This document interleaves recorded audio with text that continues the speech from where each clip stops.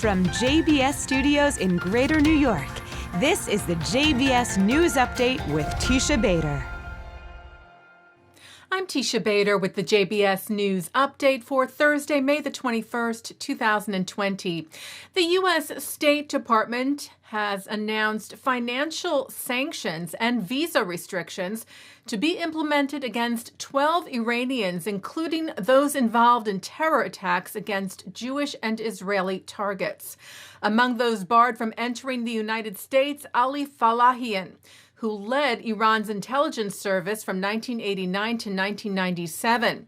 A press release from Secretary of State Mike Pompeo read that during that time, he was involved in multiple assassinations and attacks across the globe, including the 1995 killing of Elissa Flatow, a 20-year-old U.S. exchange student who was killed in a suicide bombing in the Gaza Strip. He also bears responsibility for the 1994 bombing of a Jewish community center in Buenos Aires that killed 85 individuals.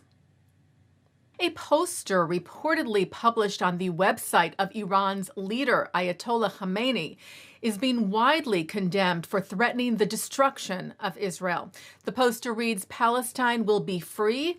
The final solution, resistance until referendum." The term final solution, of course, is associated with the Nazis' efforts to eliminate the Jewish people during the Holocaust. Israeli Prime Minister Benjamin Netanyahu tweeted that Khamenei should know that any regime that threatens the destruction of the State of Israel faces a similar danger. Khamenei tweeted after that his threats were against the quote-unquote Zionist regime, against Israel, and not all Jews. Condemnation was also heard from Secretary of State Pompeo and from EU Foreign Affairs Chief Joseph Borrell, who today called the Iranian leader's remarks a threat to international peace and security, tweeting, "The security of Israel is of paramount importance, and the EU will stand at its side." There are reports today that the Palestinians are rejecting the humanitarian aid sent to them from the United Arab Emirates via Israel. We told you about the cargo flight carrying some 14 tons of medical supplies, the first direct commercial flight between Abu Dhabi and Tel Aviv. Palestinian news agency Ma'an cited PA government sources saying that the UAE authorities did not coordinate with them regarding the aid, saying Palestinians refuse to be a bridge for Arab countries seeking to have normalized ties with Israel. The refusal has not been confirmed, and it is unclear if the supplies were accepted or not. Israel's intelligence and security agencies, the Mossad and the Shin Bet, released new photos of the capture of notorious Nazi Adolf Eichmann in Argentina to mark 60 years since the successful mission.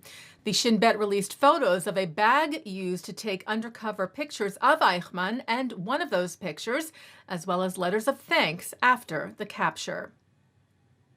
Oklahoma is the latest state to pass legislation against the BDS, Boycott, Divestment, and Sanctions campaign, which seeks to delegitimize the State of Israel. The Oklahoma State Senate passed a law on May the 15th and the Senate the week prior, barring the state government from providing contracts to companies that boycott Israel. It now awaits the signature of Governor Kevin Stitt. Republican Representative Mark McBride, who spearheaded the bill, said this legislation recognizes Oklahoma's relationship with and support of Israel as one of Oklahoma's largest trading partners and the staunchest ally of the United States in the Middle East. In a time when there are people and nations that would like to see Israel cease to exist as a nation, this legislation is more important than ever. Missouri passed similar legislation on May the 14th. Director of the American Jewish Committee's St. Louis region, Nancy Lisker, said Israelis and Palestinians want peace. They want investment, not divestment. And they want for the whole region to prosper. Through this legislation, she said both economies, Missouri's and Israel's, will continue to grow. The American Jewish Committee lauded both Oklahoma and Missouri, noting that 30 states have now passed bipartisan laws against the bigoted movement to boycott Israel. 119 new immigrants to Israel from Ethiopia arrived in the country today. They were greeted by Israel's first Ethiopian-born Israeli minister, Peninnah Tamano-Shata, who now leads the immigration ministry. She was there together with Jewish agency head Isaac Herzog. The arrival coincides with Israel's marking of its annual Memorial Day for Ethiopian Jews who lost their lives making their way to Israel. And this evening begins Yom Yerushalayim, Jerusalem Day, marking the reunification of the capital, with, as we reported to you, adjusted and limited celebrations planned because of the coronavirus. They include a prayer service at the Western Wall held tonight with limited attendance. It was live streamed for the public. Jerusalem Mayor Moshe Leon, who was present at the opening event tonight, said Jerusalem is celebrating 53 years since its reunification, and especially during these days of ingathering forced upon us due to the coronavirus, we want to reach and touch everyone's hearts. And we mark Yom Yerushalayim here on JBS with special programming for Jerusalem Day, including right after this newscast coming up at 6:30. And at 8, remarks from Dr. Jacques Gauthier on Jerusalem sovereignty. Also tonight, Talmud study at 7:30. And at 9 o'clock, Mark Golub sits down with the international spokesperson for the Jewish community of Hebron, Yishai Fleischer. At 10, it's episode 4 of the award-winning Israeli series, A Touch Away. And that's the JBS News Update for Thursday, May the 21st, 2020. I'm Teisha Bader. Stay healthy, stay well.